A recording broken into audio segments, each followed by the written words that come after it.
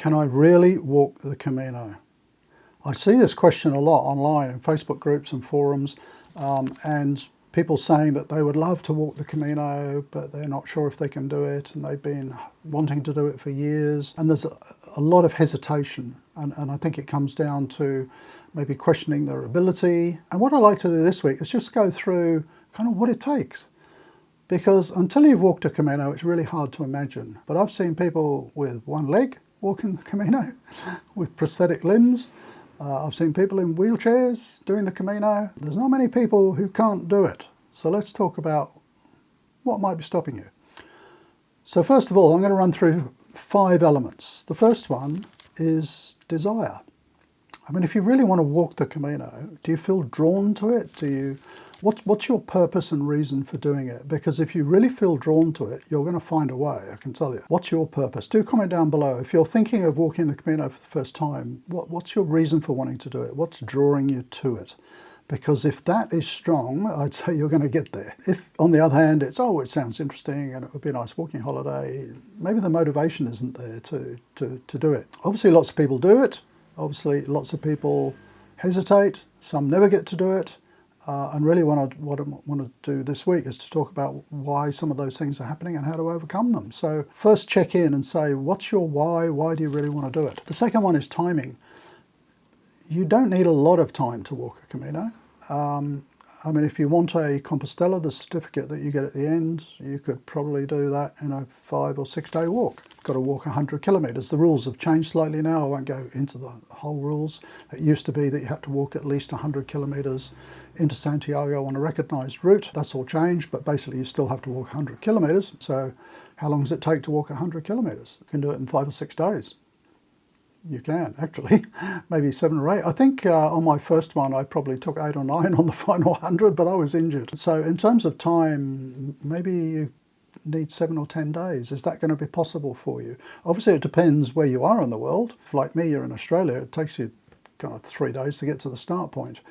So that can be a challenge, and you don't want to go all that way just to walk for a week. But if you're in Europe, if you're in the UK, somewhere like that, you can be at your start point, in less than 24 hours. So maybe that time frame works for you. So can you get that much of time away from whatever responsibilities you have? The third one is probably a tricky one, and that's funds. I've read a lot from people who say, look, I'm saving up, I just can't afford it.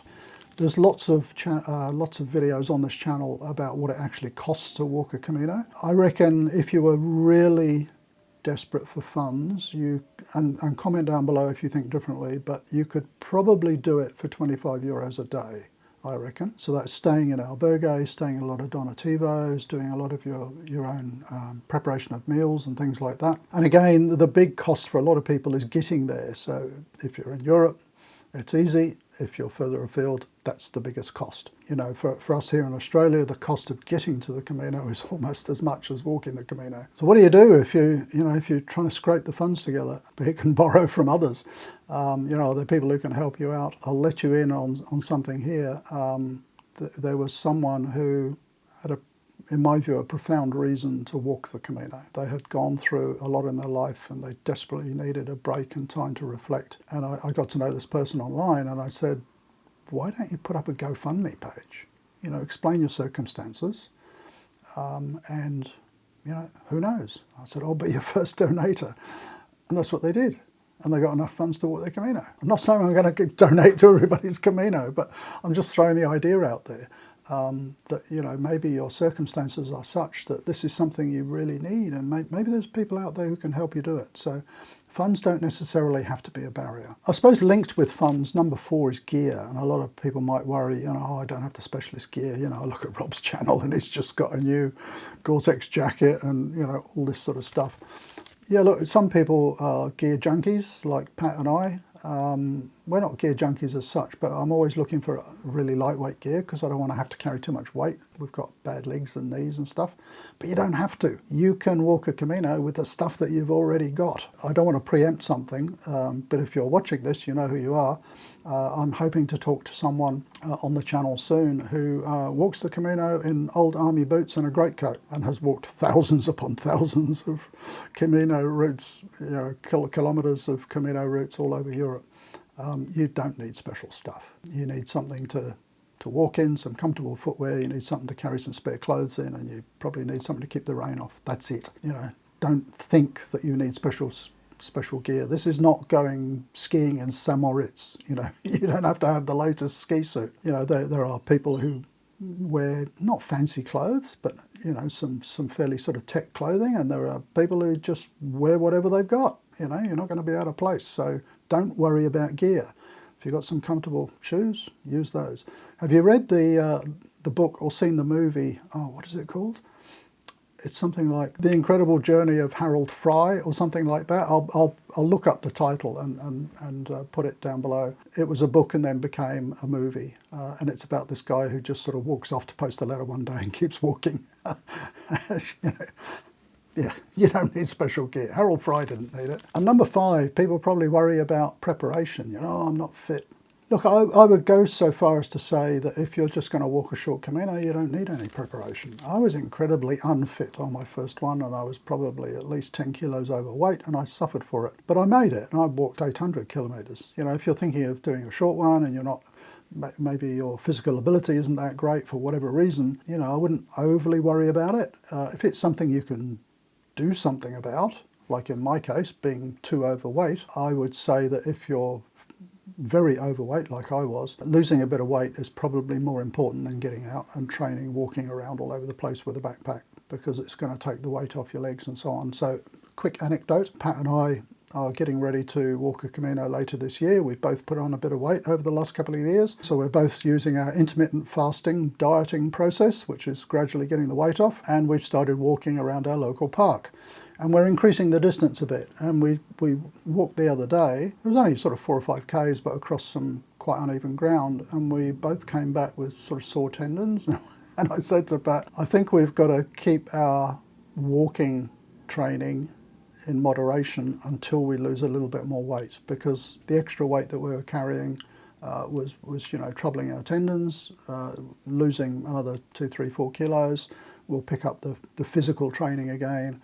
And we'll have less of a problem. So yeah, if weight is a problem, that's really something to work on. I can speak from experience. Emotional preparation as well. It's not just physical preparation. So yeah, by all means, if you don't have any physical difficulties, capabilities, or you're not overweight like I was, by all means get out and do a bit of walking. The best training for walking is walking, but also think about the sort of emotional and spiritual preparation as well. What are you hoping to gain from this journey? Are you going to have the right mindset for this journey? What expectations do you have? I've talked about that a lot on the channel. Don't have any expectations. Let the Camino unfold. That's what I always say to people.